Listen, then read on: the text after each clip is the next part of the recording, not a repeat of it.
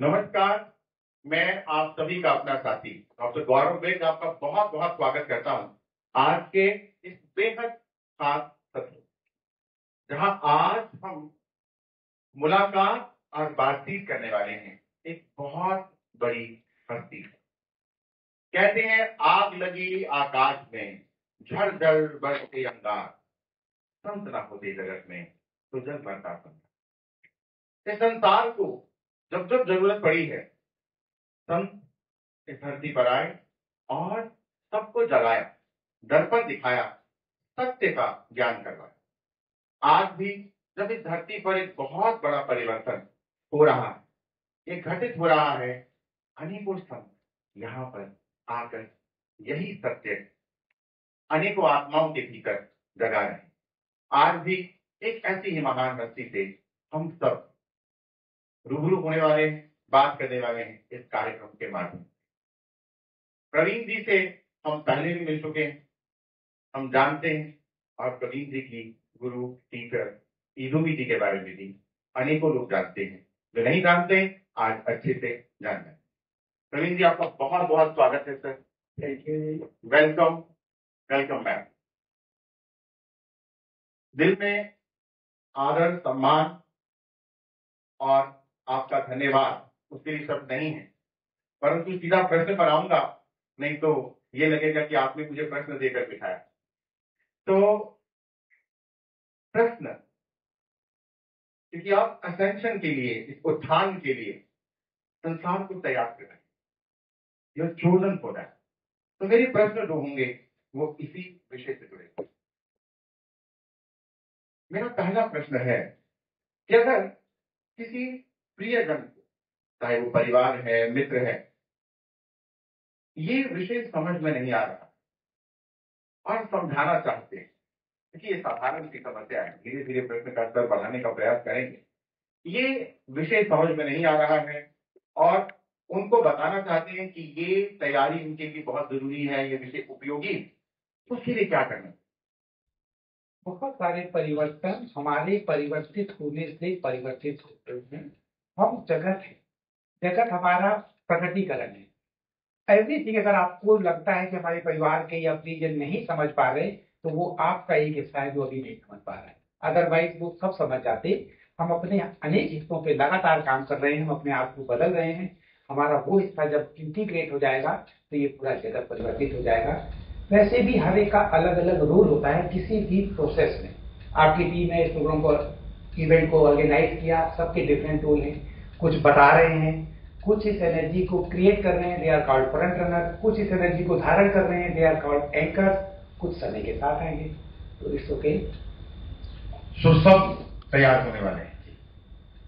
Sir, प्रेम और घृणा, क्या ये दोनों साथ साथ चलते हैं? जिसे हम प्रेम समझते हैं, क्या वो वास्तविकता में प्रेम है या केवल आकर्षण? प्रेम और घृणा कभी साथ नहीं चल सकते। जब तक घृणा तो छोड़ो, अगर कोई डरता भी है किसी से, डरने का जब बहुत बड़ी फॉर्म हो जाती है तो वो घृणा में कन्वर्ट हो जाती है। आप इतना डरते हो कि उससे घृणा करते हो, उसको अवॉइड करते हो। तो डर, जब तक डर है तब तक आप किसी को प्रेम नहीं कर सकते। अदरवाइज प्रेम करना बहुत ईजी हो। हमारा समाज अभी तक डिपेंडेंसी बेस्ड था, इसमें प्रेम प्रकट होने की पोटेंशियल ही नहीं था। आपने शादियां की हैं अपने बच्चों की, या अपनी वहां पे सिक्योरिटी देख के शादी की थी। जब सिक्योरिटी देख के शादी की तो सिक्योरिटी मिल गई होगी। अगर प्रेम देख के शादी करते तो प्रेम प्रकट हो जाता। हमने ये मान की किया, हमें हमारे परिवारों में कहते हैं लड़की को देखते भी नहीं देता, दिखाते भी नहीं थे कि कुत्ता भी पालो तो उससे प्यार हो जाता है। इस सिद्धांत से हमने शादी कर दी कि घर में रहेंगे तो प्रेम हो जाएगा। कंपैटिबिलिटी का भी नहीं पता था। अभी तक का जगत ऐसा था, डिपेंडेंसी बेस्ड थी, प्रेम प्रकट होने का मौका नहीं था। अब होगा, जब डिपेंडेंसी खत्म होगी, इनसिक्योरिटी खत्म होगी, तब मानवता में पहली बार प्रेम प्रकट होगा। अभी तक था नहीं। बहुत सुंदर सर, उस समय के लिए सब तैयार हैं और उत्सुक हैं। सर, आपकी गुरु इजुमी जी से आपकी मुलाकात कितने साल पहले? मेरी इसकी मुलाकात अब कैलकुलेट करना पड़ेगा, 14 साल पहले, 2010 में। और आपको ये एहसास कब हुआ कि आप इनसे एक बड़े फोकस के लिए मिले? मुझे ये एहसास लेट हुआ, जैसे हम सब लोग जज करते हैं, अपने फिल्टर से दुनिया को देखते हैं। आप लोग को आश्चर्य होगा, मुझे कभी कभी दुख भी होता है, हंसी भी आती है अपनी मूर्खता पे। जब मैं इनसे पहली बार मिला तो मैं सोचता था कि मैं इनसे ज्यादा जानता हूं। मैं इंडिया से आया हूं, सनातन धर्म की परंपरा के आगे दुनिया की एक कौन सी परंपरा होगी, और ये क्रिया करती थी इंडिया की परंपरा से, हमारे देश ने क्रिया की परंपरा दी है। तो मैं उस समय, मेरा दुर्भाग्य था, मेरी सोच इतनी छोटी थी कि मैं इनको सोचता था कि मैं इनको कभी सिखा सकूंगा, ये मुझसे क्वेश्चन पूछेंगे तो। उसके बाद एक परिस्थिति ऐसी बनी कि वहां पे पार्किंग की दिक्कत थी उस क्रिया के मेडिटेशन में आने के लिए। तो मेरा घर इनके घर के रास्ते के बीच में था, तो ये मुझे लेके आने लगी, तब थोड़ी जान पहचान हुई, तब से मेरी शुरुआत हुई। मुझे तभी पता लग गया था जब मैंने बहुत सारे क्वेश्चन पूछे, उनका मेरे प्रश्नों का उत्तर कोई दे नहीं पा रहा था। इन्होंने वो उत्तर दिए जो मेरे अंतर तक पहुंच गए, और मुझे लगता था यस, यही एक उत्तर हो सकता है। मुझे शास्त्रों में उत्तर नहीं मिले, मैंने सन्यासियों से उत्तर पूछे, मुझे नहीं मिले। उसके बाद ये थोड़ा सा समय था 2010 से, जब मैं इनसे मिला 2012 के बीच का। 2012 में मैं इंडिया आ गया। उस समय के मेरे दोस्त, मैं उनसे बात करता था तो मैं उनसे कहता था कि मैं किसी से जीवन में एक पर्सन से मिला हूं जिनमें एनलाइटमेंट होने का पोटेंशियल है। मैं तभी समझ गया था कि किसी एक में पोटेंशियल है। उसके बाद के सारे प्रोसेस में मैं 7-8 साल लिया रहा, 2012 से 18 तक 6 साल लिया रहा। फिर जब मैं दोबारा इनसे मिला तब वो सारा पोटेंशियल घटित हुआ, लेकिन पता मुझे 2012 में लग गया था कि इनका पोटेंशियल है। सर इजुमी जी से अगर आप एक प्रश्न उनसे कि उनको ये एहसास कब हुआ कि वो यहाँ एक बहुत बड़े कार्य के लिए आए? Wann hast du kapiert, dass du auf die Erde auf eine große Mission gekommen bist?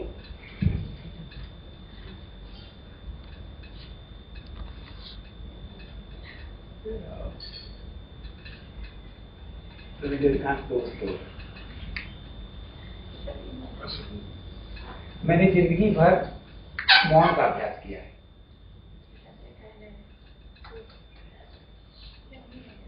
मैंने किसी को बताया नहीं है कि क्या, इवन मेरी फैमिली, मेरे बच्चे और मेरे बेस्ट फ्रेंड भी नहीं जानते थे मेरे बारे में। इवन आज भी जब मैं लोग मुझे जानते हैं, तब भी मेरे परिवार के या बहुत सारे मेरे दूर के दोस्त को ये तक नहीं पता कि मैं क्या कर रही हूँ। इनकी एक बेटी समझती है इंडिया में जा रही है या तो योग सीखने, कोई शीर्षासन, ये बड़ा अच्छा परफेक्ट शीर्षासन कर पाती होंगी, इंडिया में योग करने जा रही है या योग सिखाने जा रही है आसन के रूप में। असेंशन से जो जुड़ा हुआ ज्ञान उनको कब प्राप्त हुआ? क्योंकि जैसा कि हम जानते हैं, आप ही से सुना है, जितना जितना जानते हैं कि इनको जो दीक्षा है वो इनको सूक्ष्म जगत में प्राप्त हुई है। इनके कोई गुरु नहीं है, यह सूक्ष्म जगत में ही इनको इनके गुरुओं ने गुरु मिले और गुरु से ही ज्ञान मिला। तो इनको असेंशन से जुड़ा हुआ ज्ञान कब प्राप्त हुआ और कब लगा कि अब ये जगत को बदलने के लिए तैयार है? पिछला प्रश्न भी कंप्लीट नहीं हुआ था, उसका आंसर ये कहना चाहती हैं कि मैं इसलिए चुप रहती थी क्योंकि मुझे जो करना था, अगर मैं ज्यादा पब्लिक फिगर बन जाऊंगी तो वो मैं कर नहीं पाऊंगी। इट मीन्स इनको काफी पहले से ये पता था कि जो इन्हें करना है उसके लिए चुप रहना जरूरी है। तो क्वेश्चन ये था कब इन्हें पता लगा? काफी पहले इन्हें पता लग गया, इसलिए इन्होंने उसको डिस्क्लोज नहीं किया। और अब आपका सेकंड क्वेश्चन है कि इन्हें असेंशन के बारे में कब क्लियर सिग्नल हुए कि अब असेंशन आना शुरू हो गया। One has to reach the clear decides from office.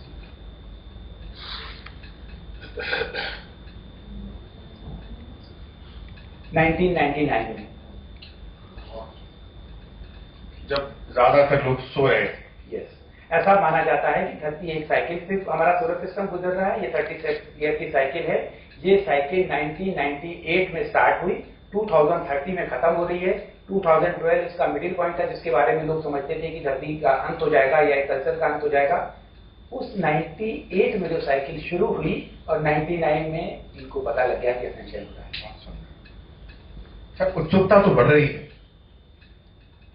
मैं समझता हूं मेरे भीतर जितने भी लोग ये सुनेंगे देखेंगे, इस समय उन सबकी ऊर्जा और चेतना है, तो उन सबकी उत्सुकता को अपने भीतर महसूस करता हुआ, उसको बढ़ता हुआ देखकर ये सवाल पूछ रहा हूं कि महाअवतार बाबा जी से सूक्ष्म जगत में मिलना या दीक्षा मिलना, क्रिया दीक्षित होना, वो अनुभव के बारे में क्या कहना चाहिए? इतनी रोमांटिक एक्सपीरियंस नहीं था जैसा कि लोग इमेजिन करते होंगे।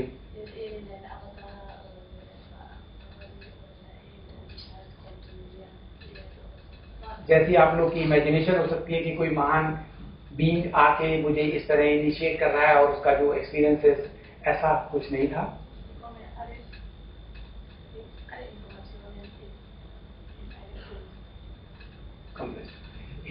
एक सेकेंड की इंफॉर्मेशन के अंदर सारी इंफॉर्मेशन अंदर कंप्रेस फॉर्म के अंदर मेरे अंदर हमेशा इंफॉर्मेशन इसी कंप्रेस फॉर्म में एक साथ आती है, डायरेक्ट।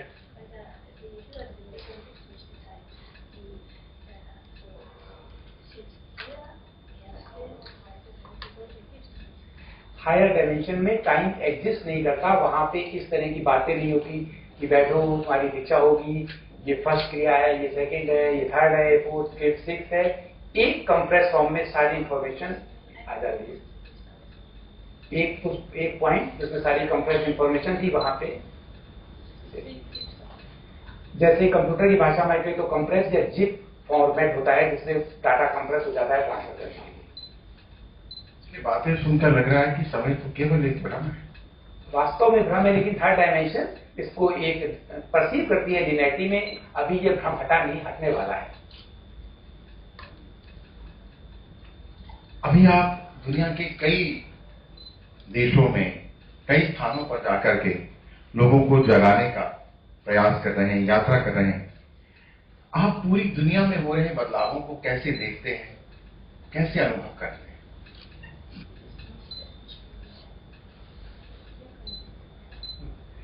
ये अटेंशन प्रोसेस इस तरह नहीं है कि हम इसको कैसे देखते हैं, ये इस तरह है कि हमारी कॉन्शियसनेस कितनी तेजी से बदल रही है, हम इसको किस तरीके से क्रिएट कर रहे हैं। तो उस तरीके से ये वेरिएशन या वेरिएबल है। अटेंशन के सारे पोटेंशियल, अटेंशन किस तरह होगा, ये एक वेरिएबल प्रोसेस है। अटेंशन एनी वे होकर रहेगा, लेकिन किस तरह, सिर्फ एक फैक्टर है जो वेरिएबल है कि किस तरह होगा, स्मूथ होगा या कठिनाई से होगा, क्योंकि बहुत बड़ा परिवर्तन है तो परिवर्तन स्मूथ भी हो सकता है और जट से भी हो सकता है। अटेंशन होके रहेगा, इस स्वामी जी ने कहा है, लेकिन कैसे, ये हमारी कॉन्शियसनेस पे डिपेंड करता है। और अगर ये सब कुछ हमारे हाथ में है कि ये कैसा होगा, तो क्यों नहीं हम इसको सबसे सुंदर यादगार प्रोसेस बनाएं। अगर किसी ने सुना हो, हमारे जब से चैनल की शुरुआत हुई, जब से मैंने बोलना शुरू किया, सिर्फ 3 लाइनें कंसिस्टेंट हैं, वो शुरू से लेकर आज तक। मुझे कई लोग कहते हैं कि हम आपका YouTube सुनते हैं, वही रिपीट होता है, फिर भी हमें अच्छा लगता है इसलिए हम सुनते हैं। 3 उसमें फैक्टर थे। अटेंशन इरिवर्सिबल अनस्टॉपेबल प्रोसेस है। सिर्फ हमारे पास एक चॉइस है, इसको स्मूथ कर सकते हैं और जितना स्मूथ हम कर सकते हैं। और अब हम उस मुकाम पे पहुंच गए हैं कि बहुत स्मूथ हो गया है, एंटी सोर्स हट चुका है, हम इसको बहुत स्मूथ करके इस एरा में एंटर कर चुके हैं। इसी प्रश्न में एक और प्रश्न जोड़ दूंगा, क्या आप दुनिया जिस तरह से बदल रही है उससे संतुष्ट हैं?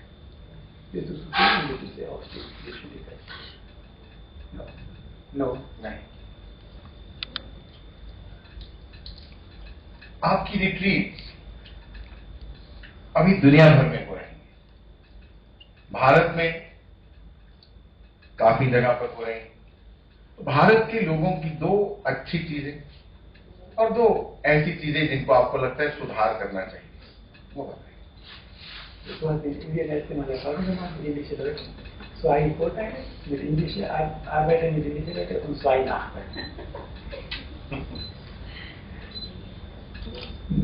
इंडियन लोगों के पास स्पिरिचुअलिटी का आधार है थोड़ा सा।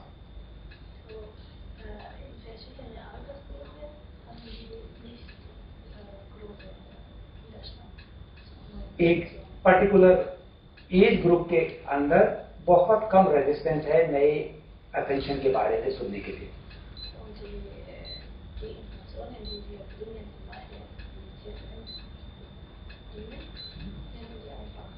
और इतनी अच्छी बात लगती है कि जो इन्फॉर्मेशन मैं डिलीवर करती हूँ वो इन्फॉर्मेशन इतनी न्यू और बिल्कुल उनके बियॉन्ड, जिसके बारे में कभी सुना नहीं, इसके बाद भी वो ओपन हार्ट से सुन के रिसीव करके समझने की कोशिश करते हैं। और दूसरी बात कि डिफरेंट एज ग्रुप के लोग हमारे देखिए के प्रोग्राम में आते हैं, एक ब्रॉड ग्रुप एज का, उसके बावजूद भी वो उसको रिसीव करते हैं, ये इनका प्लस पॉइंट है। नेगेटिव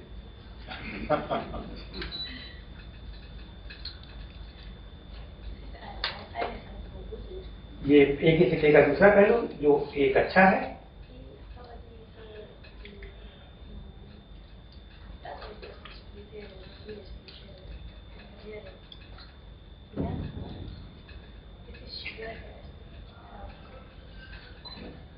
और जैसे इंडियन में स्पिरिचुअलिटी का एक बेस माना जाता है, ये पॉजिटिव और नेगेटिव दोनों है, इस बेस की वजह से उनके जो ओल्ड बिलीफ सिस्टम है उसको छोड़ने में इंडियन को बड़ी दिक्कत होती है।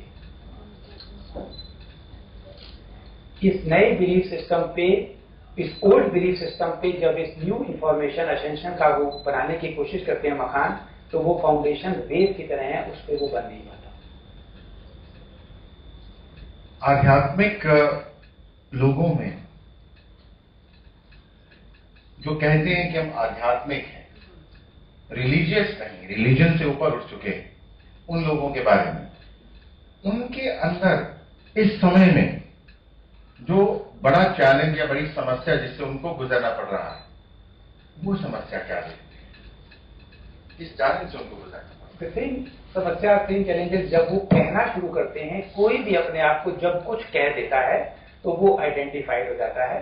सिंपल एग्जाम्पल सबने जाना है, महाभारत में धर्म का राजा धर्मराज युधिष्ठिर, तो उसने अपने आप को जब आइडेंटिफाई कर लिया कि मैं धर्मराज हूं, तो उसे कुछ सीखने की जरूरत नहीं है।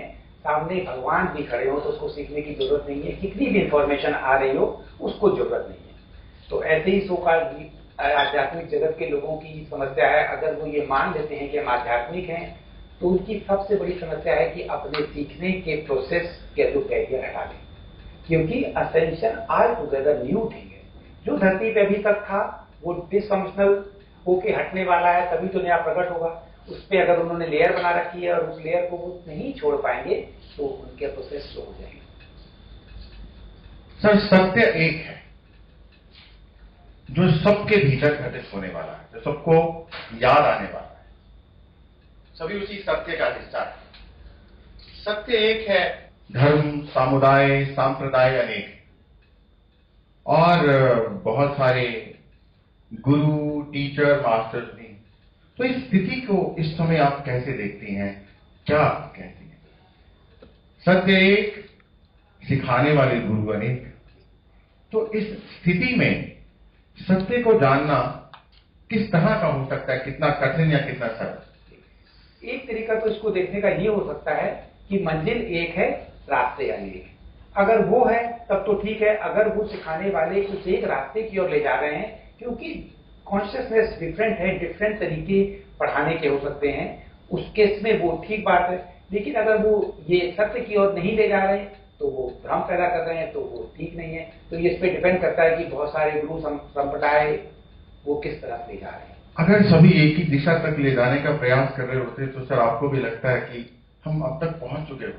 नेचुरली इस धरती पे अभी तक का जगत एक कली युग था। कली युग का मतलब है अंधकार का युग। उस अंधकार में शास्त्रों में लिखा हुआ है कि शास्त्र तक मैनिपुलेट हो जाते हैं। जब शास्त्र बिगड़ गए, मैनिपुलेट हो गए, उसी तरह सारे सिस्टम बिगड़ गए, गुरु भी कुछ मैनिपुलेट हो गए, कुछ समय के साथ लालच में फंस गए। इसलिए जो कुछ दिखता है, अगर मान लो कभी आयुर्वेद में लिखा था कि दूध बहुत अच्छा है, और आज दूध जो मिल रहा है वो दूध ना हो, पॉस्चराइज कुछ और चीज मिल रही हो, से समय सबसे कलर उसका सेम हो, और उसको कहा दूध जाए, तो वो दूध नहीं है, उसका असर वो नहीं है। इसी तरीके से पूरे सिस्टम पे है। अब वो सिस्टम, अगर गुरु भी उस सिस्टम के कारण भ्रष्ट हो गए हैं, जैसे दूध नकली हो गया है, तो वो नुकसान कर रहे हैं। सर, ये प्रश्न मेरा इंदुनी जी से है। जब जब भी इस धरती पर बुद्ध पुरुष आए, बुद्ध जन आए, सत्य का ज्ञान कराने का प्रयास किया, सामने आईना दर्पण दिखाने की कोशिश की, तो लोगों ने दर्पण को क्षति पहुंचाने का प्रयास किया, उसी पर कीचड़ फेंका, दुखी किया, कई तरह के लांछन आरोप लगाने का प्रयास किया। और इसकी शुरुआत कई बार तो अपने ही सर्कल से हो जाती है। अक्सर पीछे जो हमने सुना देखा वही, चाहे परिवार हो, चाहे अपना ही नियर समाज हो, और फिर बाहर के लोग भी, जहां जहां आप जाते हैं वहां वहां भी ये विरोध झेलने को मिलता है। तो इनका ये जीवन, ये यात्रा, जब इनको 1999 से ये पता चला कि मैं अब क्या करने वाली हूं, जब ये इस कहते हैं आग का दरिया है, तो जब ये इसमें कूद गई, तो तब से लेकर अब तक इनका ये जर्नी कैसा रहा? मेरे जीवन में इतनी कठिनाइयां नहीं आई, इसमें जीवन की 2-3 शब्दों में। हो सकता है कि कुछ लोग मुझे नापसंद करते हो, लेकिन मेरी एक्सपेक्टेशन ही नहीं है कि मुझे सारे लोग पसंद करें। और जैसे इन्होंने शुरू में भी इस प्रश्न के उत्तर में कहा था कि मैंने बहुत मौन रहना सीख लिया था। जब इन्होंने अपने काम करने के लिए पूरी एनर्जी बचा ली, जब आप मौन ले रहे, ये सारी प्रॉब्लम आप अगर देखो उन लोगों के जीवन में आई है जो बहुत प्रसिद्ध हो गए। महात्मा बुद्ध, जिन्होंने नया धर्म बना दिया, जीसस क्राइस्ट, जिन्होंने यहूदी से क्रिश्चियनिटी बना दी, मीरा जो राजा की थी और संत रैदास के पास जाके ज्ञान लेती थी, उस समय में जो नहीं माना जाता था, जो अगर वो रानी ना होती तो शायद कर सकती थी, जाती रैदास के पास सीख लेती, कोई कुछ नहीं कहता। इन्होंने बचपन जब उनको पता लग गया कि प्रसिद्धि के बड़े नुकसान होते हैं, तो ये मौन में चली गई। इन्होंने अपना काम चुप रह के किया, इसलिए इनको दिक्कत कम आई। लेकिन आपका प्रश्न का सेकंड पार्ट में समझ गया हूं कि अब आप कह रहे हो कि ये जो 1 साल से पब्लिक फिगर आ रही हैं, उस केस में अप्रसिद्धि की उम्मीद हो सकती है जी। तो ये आने वाला समय बताएगा। 1 साल तो बहुत छोटा समय है। अभी पिछली बार अक्टूबर के लास्ट वीक में हम इंडिया में आए थे, तो अभी 1 साल नहीं हुआ है। सर, मोक्ष ये शब्द तो अक्सर बोला सुना इस्तेमाल किया जाता है, पर मोक्ष की वास्तविकता क्या है? क्या ये केवल जन्म मरण से मुक्त होना है, या इसके भी ऊपर का कोई बड़ा सत्य है? जन्म मरण से मुक्त होने की साइकिल का, मोक्ष का कॉन्सेप्ट बहुत प्रिमिटिव है। धरती में, या कम से कम भारत के बहुत सारे लोग एनलाइटमेंट को सिर्फ ये मानते हैं कि उनको बताया गया है कि जीवन मरण की साइकिल से मुक्त हो जाओ तो तुम्हारा काम हो गया, तुमने अपना लक्ष्य प्राप्त कर लिया। नो, धरती का जीवन 3rd डायमेंशन, धरती के बाद शरीर छोड़ने का बाद का जीवन 4th डायमेंशन, दोनों एक जेल है। इन दोनों के पार जो निकल जाए वो मोक्ष। वो तभी निकल सकता है जब कोई ये जान जाता है कि मैं कौन हूं। जब तक ये मैं कौन हूं नहीं जान पाते, ये जर्नी कंटिन्यू करती है। जीवन मरण की साइकिल का ये कॉन्सेप्ट कि जो धरती पे नहीं आ रहे, वो भी अगर 4th डायमेंशन की जेल में है तो वो मुक्ति नहीं है, अगर वो धरती पे नहीं भी आ रहे तो। सर, आपने अभी अभी बताया कि 2012 में ही आपको यह आभास हो गया था कि इनके अंदर एनलाइटन होने का बहुत बड़ा पोटेंशियल। तो मेरा प्रश्न अभी इजुमी जी से ही है कि एनलाइटन होने के पहले और एनलाइटन होने के बाद में क्या अंतर महसूस करते?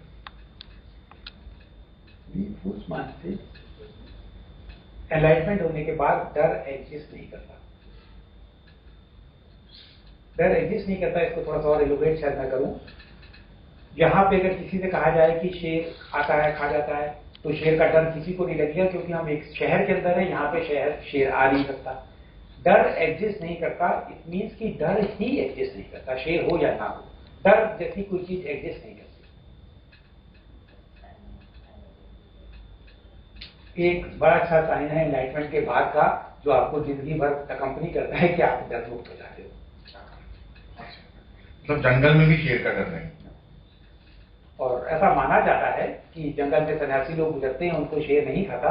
ऐसा माना जाता है कि हमारे फियर से वो जो मांस खाने वाले जानवर हैं वो ट्रिगर होते हैं, वो तब शिकार करते हैं। अगर किसी के अंदर डर ना हो तो वो जंगल में उसको जानवर शिकार नहीं करते, ऐसी मान्यता है। सर, इस समय जो सत्य का दर्शन आप करा रहे हैं, वो सत्य यदि किसी के भीतर घटित होने की प्रक्रिया शुरू हो चुकी है, और वो प्रोसेस चल रहा है, परंतु फिर भी साथ साथ में एक और समस्या को बढ़ता हुआ देख रहे हैं। वो ये है कि इर्द गिर्द जो लोग अभी सोए हुए हैं, गुम हैं, नहीं जानते ये सब क्या हो रहा है, उनके भीतर के इमोशंस जो आज से साल 2 साल 3 साल पहले शायद कहीं दबे हुए रहते थे या दिखते नहीं थे, उनके व्यवहार में वो सब देखने को मिल रहा है। क्रोध का बढ़ना, ईर्ष्या का बढ़ना, जेलसी का बढ़ना, द्वेष का बढ़ना, मतलब एक अलग ही स्थिति, व्यवहार में बहुत बड़ा अंतर देखने को मिल रहा है, जिससे ये सत्य के पथ पर चलने वाला व्यक्ति, उसका खोजी, वो मार्गी, उसके लिए स्थिर रह पाना ये बहुत मुश्किल हो जाता है। उसके लिए स्थिरता में बने रहना वो बहुत मुश्किल हो जाता है। तो उसके लिए आप क्या करें? ये तो हम बहुत शुरू से बताते हैं ये, लेकिन ये भी इसके प्रश्न के 2 भाग में मैं करता हूं। पहले भाग में एंड टाइम मैडनेस आएगी क्योंकि पुराना सारा डिसफंक्शनल हटेगा। उस डिसफंक्शनल में जब वो डिसफंक्शनल हटता है, उसको लोग रजिस्ट करते हैं, कंफर्ट जोन में रहने की आदत होती है, इसकी वजह से थोड़ी सी दिक्कत आती है। लेकिन इसका इससे भी बड़ा वाला हिस्सा आपको जानना चाहिए कि ये जगत आपका दर्पण है। अगर आपको लगता है कि मेरे प्रियजन का गुस्सा बढ़ रहा है, तो आप समझ लो वो ट्रिगर आपका है जिससे अभी आपने काम पूरी तरीके से नहीं किया है। आपकी डार्कनेस अभी आउट ऑफ कंट्रोल है। इस बात को समझने के लिए शायद बिगिनर को बहुत हाजमे वाला चूरन खाना पड़ेगा। यस।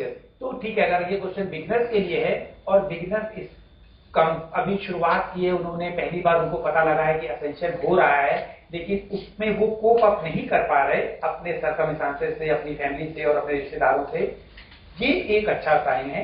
आप एक मैग्नेट हो, इस मैग्नेट ने इस तरह के जीवन का निर्माण किया था अभी तक, अब ये मैग्नेट बढ़ रहा है या ये मैग्नेट बदल रहा है, इसकी वजह से वो डिसफंक्शनलिटी जो पहले नहीं दिखती थी शायद दिखने लगी, और बहुत सारे केसों में वो सारे डिसफंक्शनल आपके जीवन से डिसअपियर हो जाएंगे, नए के आने की जगह बनेगी।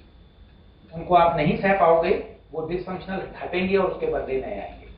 सर, इंफॉर्मेशन की तो मानो इस समय बाढ़ आ चुकी, इंफॉर्मेशन बम्बार्डमेंट है, और इतनी इंफॉर्मेशन जो मुझे नहीं चाहिए वो भी मुझे सुनाई देती है, दिखाई देती है।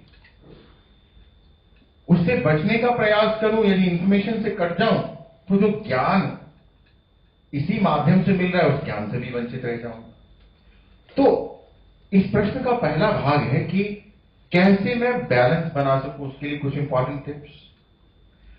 और दूसरा, इस सत्य के रास्ते पर चलने वाले भी 2 धड़े बन गए। एक वो मानते हैं कि ज्ञान जितना हो बटोर लो, सब तरफ से आने दो।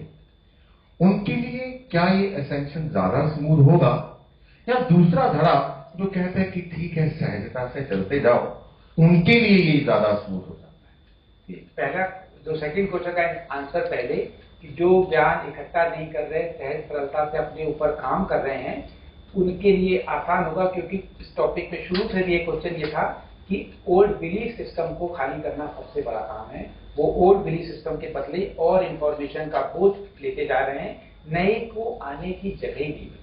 इसलिए सो कॉल्ड स्पिरिचुअल पीपल जो इंफॉर्मेशन इकट्ठा कर रहे हैं, उनसे ज्यादा उनका आसान होगा जो अपने आप को खाली कर पा रहे हैं, सहज भाव से चल रहे हैं। अब आपका फर्स्ट क्वेश्चन है कि बिगिनर इंफॉर्मेशन बम्बार्डमेंट से कैसे बचें। उनको ये अगर जान जाए कि उनके माइंड की प्रोसेसिंग कैपेसिटी सिर्फ 3% न्यूरॉन एक्टिव है, एनर्जी लिमिटेड है। उस एनर्जी के 2 काम हो सकते हैं, एनर्जी से दबे रहें या अपनी एनर्जी से असेंशन क्रिएट करें। अगर वो इंफॉर्मेशन जो वो ले रहे हैं उसको प्रोसेस करने में ही उनकी एनर्जी का बहुत बड़ा हिस्सा लग जाता है, तो वो कैसे न्यू क्रिएट करेंगे। दूसरी बात, असेंशन को अभी तक ये क्वेश्चन नहीं आया, शायद आए। असेंशन क्या है? आपकी कॉन्शियसनेस एक रियलिटी को जो इसने अब तक किया है उसको जी रही है, अब कॉन्शियसनेस शिफ्ट करके न्यू रियलिटी प्रकट कर रही है। इसको कौन प्रकट करेगा? ईटी जो इंफॉर्मेशन इकट्ठा करते हैं वो किसी गैलेक्टिक फेडरेशन का इंतजार कर रहे हैं, किसी अवतार का इंतजार कर रहे हैं जो कभी आया ही नहीं। तो ये कॉन्शियसनेस का जो शिफ्ट होगा ये आपका परिवर्तन है, आपकी कॉन्शियसनेस का परिवर्तन है। तो इसको इस एनर्जी चाहिए जो इसको क्रिएट कर सके। तो इसको क्रिएट करने के लिए वही एनर्जी है जो आप एनर्जी अननेसेसरी कामों से बचा सकते हो। 2 या 3 काम इसमें करे जा सकते हैं।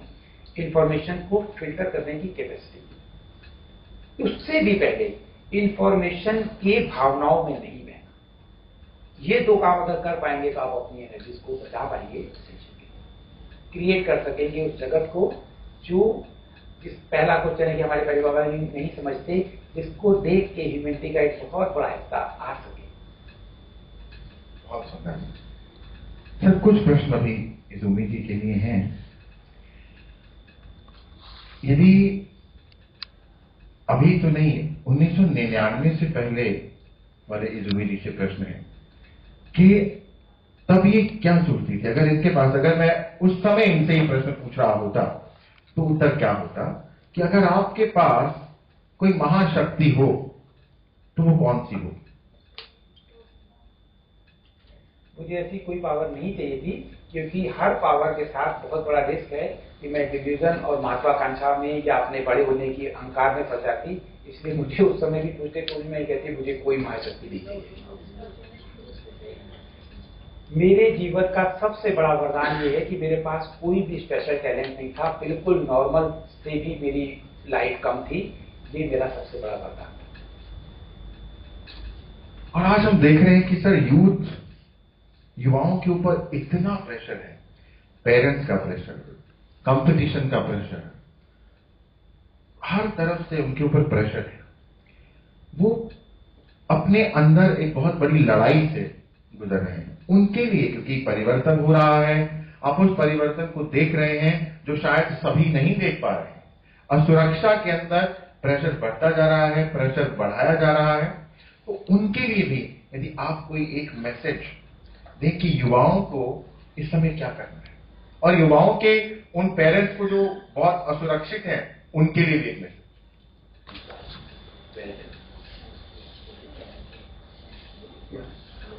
junge und dann nachher von Eltern के लिए, तो यंग लोगों के लिए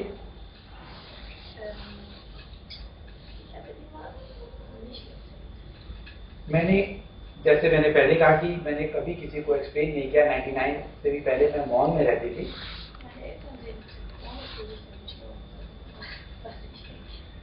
मेरे पेरेंट्स जिनकी अच्छी एज थी, 95 में उनकी डेथ हुई, 95 के फादर थे, 89 की मदर थी, वो बिना मुझे जाने चले गए थे। इस हद तक मैंने उनको तक को नहीं बताया। मुझे इस स्पेस की जरूरत थी अपने विकास के लिए, अपने इवोल्यूशन के लिए।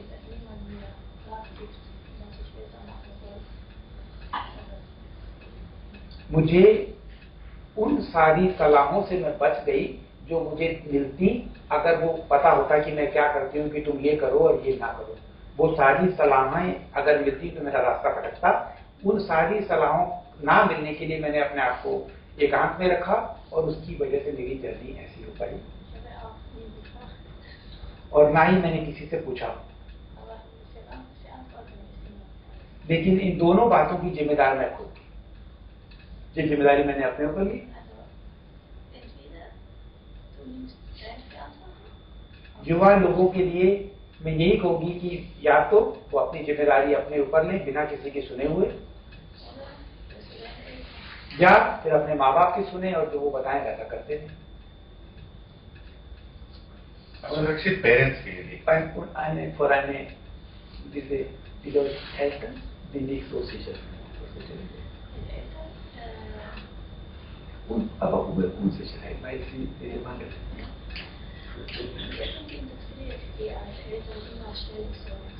पेरेंट्स के लिए हमारी प्रोग्रामिंग है इस तरह की कि हम लगातार चिंताएं करने की हमें आदत पड़ी हुई है। हम जब चिंताएं करते हैं तो हम समझते हैं कि हम कोई बड़े जिम्मेदार अच्छे पेरेंट्स हैं, बट लेकिन आप ये नहीं जानते कि जो ये जितनी आप चिंताएं करते हो ये उस बच्चे के लिए बर्डन है।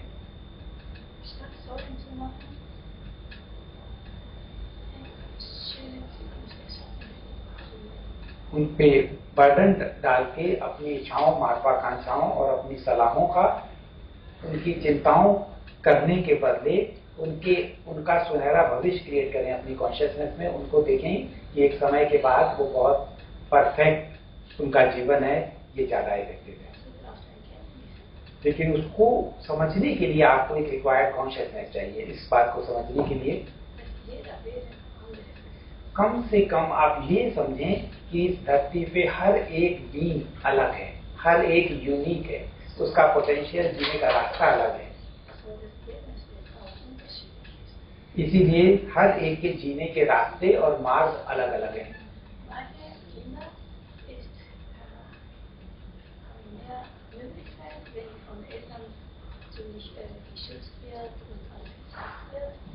दो तरह के भी अगर देखें बच्चे, कुछ बच्चे ऐसे होते हैं जिनको पेरेंट्स से हर समय समय पे सलाह की जरूरत है और गाइडेंस की जरूरत है।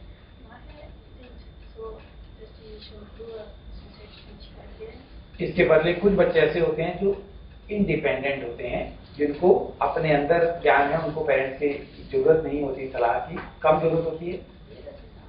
हर एक अलग है,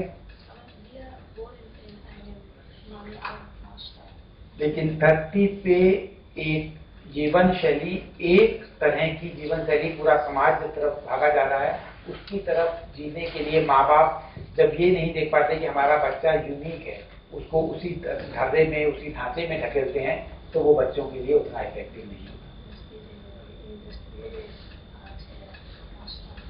इंडस्ट्री के प्रोडक्शन के जो स्टैंडर्ड के हिसाब से अपने बच्चों को पालने की जो माँ बाप की इच्छा है, वो उनके लिए कई बार घातक होती है।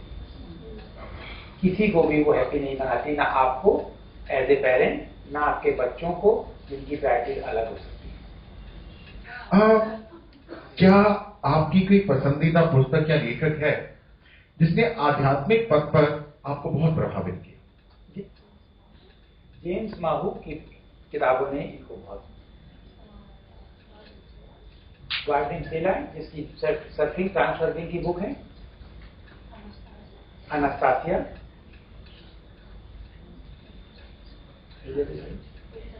एलिजाबेथ हाइस,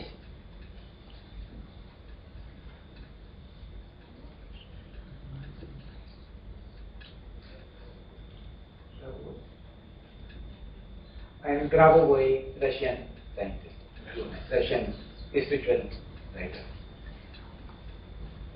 आपकी ऐसी कोई चीज या फिर आपके अनुभव की ऐसी कोई चीज जो आप चाहते हैं कि हर कोई जाने?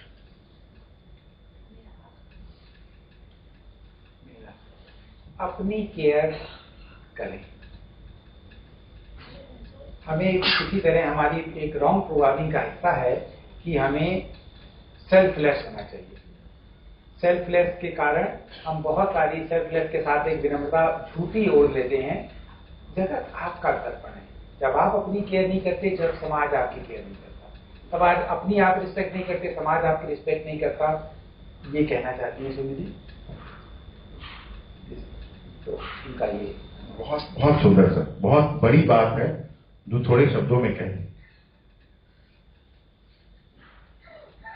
यदि आप जीवित या मृत किन्हीं 3 लोगों को डिनर पार्टी पे इनवाइट करें, वो कौन हो?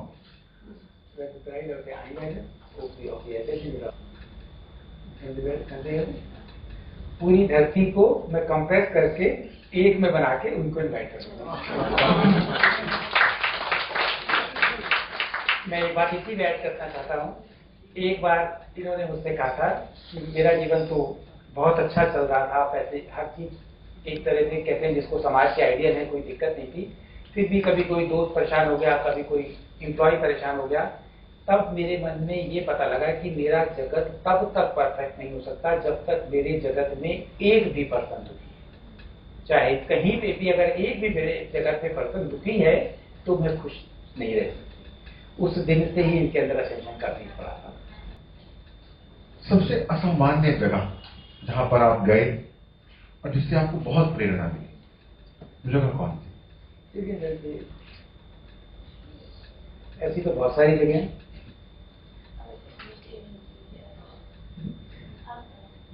लेकिन वो जगह कोई ऐसी फेमस मंदिर, तीर्थ स्थल और समाज के ऐसी कोई भी ऐसी जगह नहीं थी। वो सब जिनको हम कहते हैं कि वो पावर स्पॉट है, वहां पे एनर्जी बहुत ज्यादा है, ऐसी किसी जगह से मैं नहीं हुआ मेरे साथ। बहुत नॉर्मल जगह में नॉर्मल लोगों से मुझे सबसे ज्यादा इंस्पायरेशन मिली अपने जीवन में। जो जिसको हम पावर प्लेस मानते हैं या एनर्जी के प्लेस मानते हैं, बेसिकली वो लोगों की कॉन्शियसनेस से ही वहां पे पावर प्रकट हुई। आपका ऐसा कोई शौक या कोई गतिविधि जो लोगों को आश्चर्यचकित कर सकती है? पिछले 20 साल मैंने बहुत ज्यादा काम किया, तो मेरे पास हॉबी को पूरी करने का समय नहीं था। अब मैं थोड़ी फ्री हूं, अब कोई हॉबी ढूंढूंगी। सर, रिश्तों को जकड़ कर पकड़ कर लोग रखना चाहते हैं, चाहे इस सत्य को सुनना जानना शुरू कर चुके हों, पर फिर भी वो पकड़ ढीली करने के लिए तैयारी नहीं, वो पकड़ ढीली नहीं हो रही। चाहे पति पत्नी को, पत्नी पति को, माँ बाप बच्चे को अपनी पकड़ में, अपनी जकड़ में रखना चाहते हैं। इसके पीछे क्या ऐसा कारण आप देखते हैं और उनको आप क्या सुझाव देना चाहते हैं? और दूसरी बात है कंट्रोल और इनसिक्योरिटी।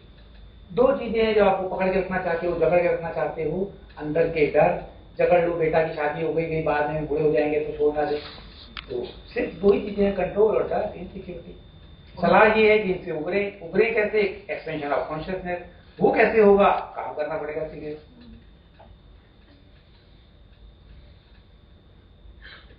आपकी रोजमर्रा की ऐसी कोई चीज जिसे जब आप ऐसे ट्रैवल पर हैं तो आप मिस करते हैं?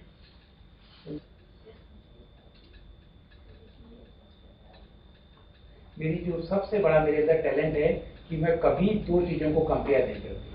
तो मैं जर्नी का समय और उससे पहले की रोजमर्रा की लाइफ, उसको कंपेयर ही नहीं करती, तो कोई चीज बिजी नहीं होती। बहुत जल्दी फ्लेक्सिबल मैं हर जगह होती चली जाती। सर, आपके पास रिट्रीट्स में जब लोग आते हैं, पहले दिन जब वो आते हैं और आखिरी दिन जब वो वापस जाते हैं, तो उनमें हुए बदलाव को आप किस प्रकार से देखती हैं? आंखें बदल जाती हैं। क्या इस बदलाव से पूरी तरह से संतुष्ट है?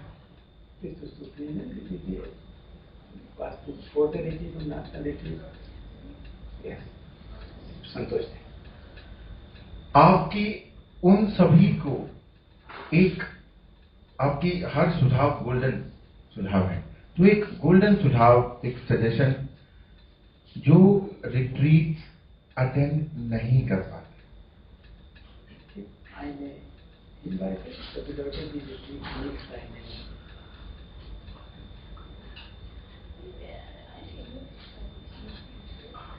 सिर्फ रिट्रीट में भाग लेना एकमात्र इवोल्यूशन का तरीका नहीं है।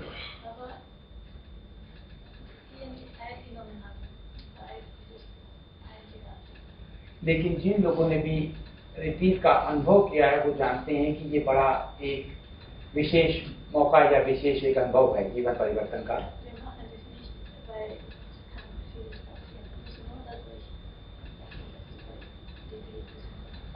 ऐसा रिट्रीट में सिर्फ इंफॉर्मेशन नहीं होती, रिट्रीट में एक तरह की विल की जो फ्रीक्वेंसी क्रिएट होती है, उस फ्रीक्वेंसी में बहुत कुछ घटित हो पाता है जो सिर्फ फिजिकल प्रेजेंस से पॉसिबल है। अगर इंफॉर्मेशन दी जा सकती होती तो इंफॉर्मेशन दिए जाने के अनेक तरीके हैं और आसान हो जाता मेरे लिए, सुनी जी कह रही है। लेकिन जो कुछ फिजिकल प्रेजेंस में घटित होता है उसके लिए ये रिट्रीट बहुत इफेक्टिव है।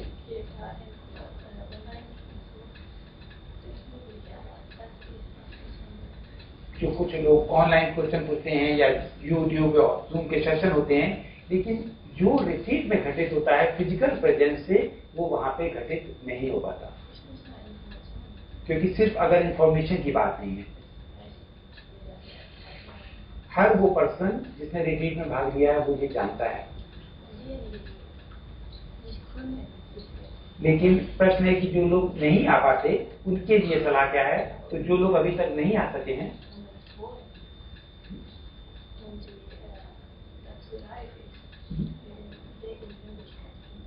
लेकिन वो सभी लोग जो अभी तक नहीं आ सके हैं लेकिन आना चाहते हैं, तो सिर्फ अपने आप को उन परिस्थितियों से उबरें जो उनको आने में रोकती हैं, और आगे इसका उनके लिए ये सलाह है।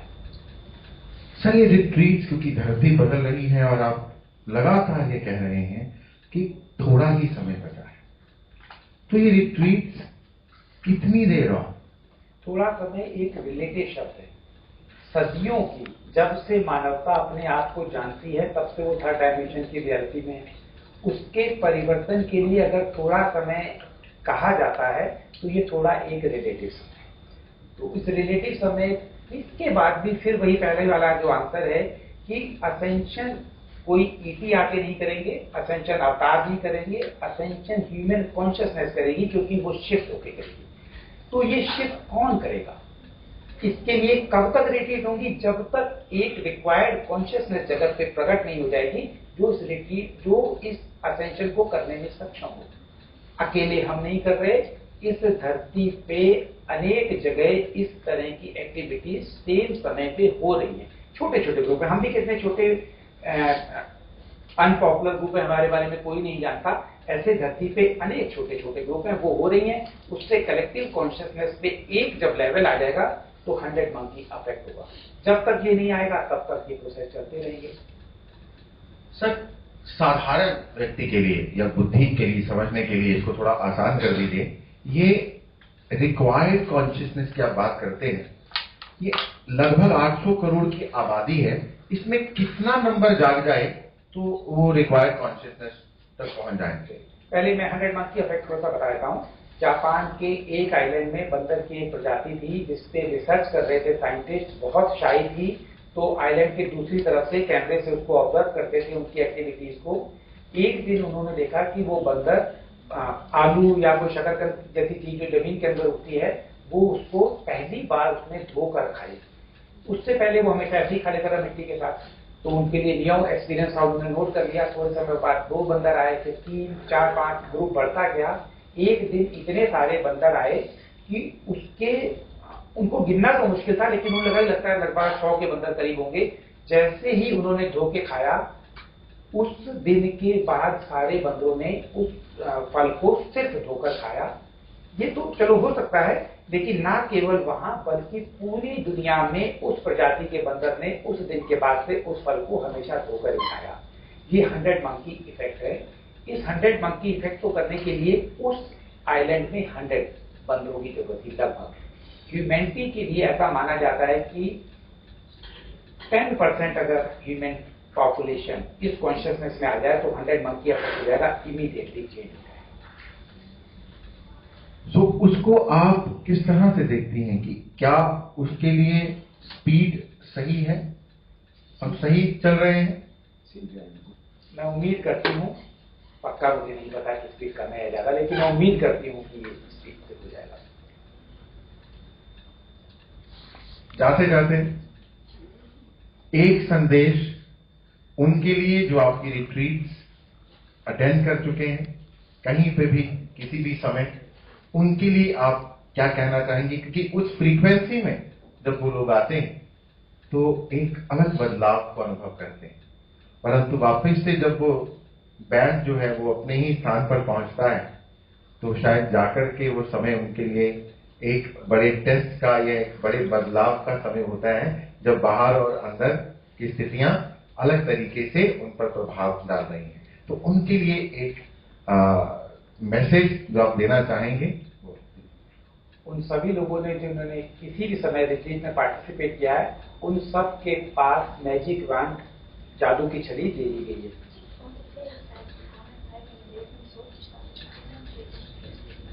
अपने जीवन को और उनको ये बताने की कोशिश की गई है कि अपने जीवन को वो किस तरह अपने हाथ में लेकर बेटर कर सकते हैं।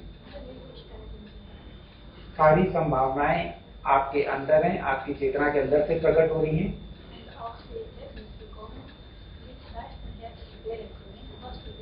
और उनको टेक्निक विद एक्सपीरियंसेस और एक्सपेरिमेंट के साथ, ना सिर्फ वो एक्सपीरियंसेस जो पहले हुए हैं, बल्कि रिट्रीट में उनकी तरह के जो पार्टिसिपेंट होते हैं उनके एक्सपीरियंसेस रिट्रीट में जाने के बाद किस तरह वो अपनी जिंदगी को बहुत इजी तरीके से बदल सकते हैं, अपनी वैल्यू को बदल सकते हैं।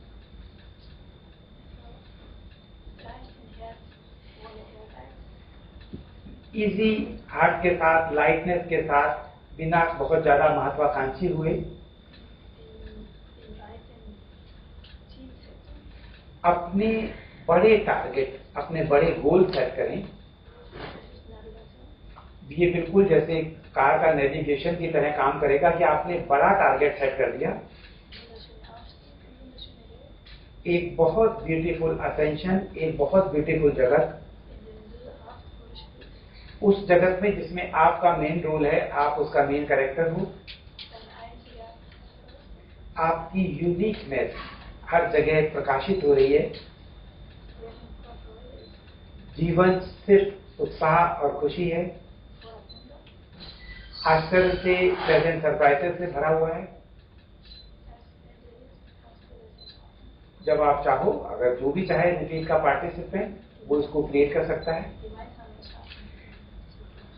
एक ऐसा भविष्य हम मिलकर क्रिएट कर रहे हैं, रिट्रीट के सारे पार्टिसिपेंट जिन्होंने किया है। उस बड़े गोल को अगर वो क्रिएट करें जगत के लिए, तो उस जगत में वो भी शामिल है, तो पूरे जगत के लिए जीवन बहुत सुंदर हो जाए।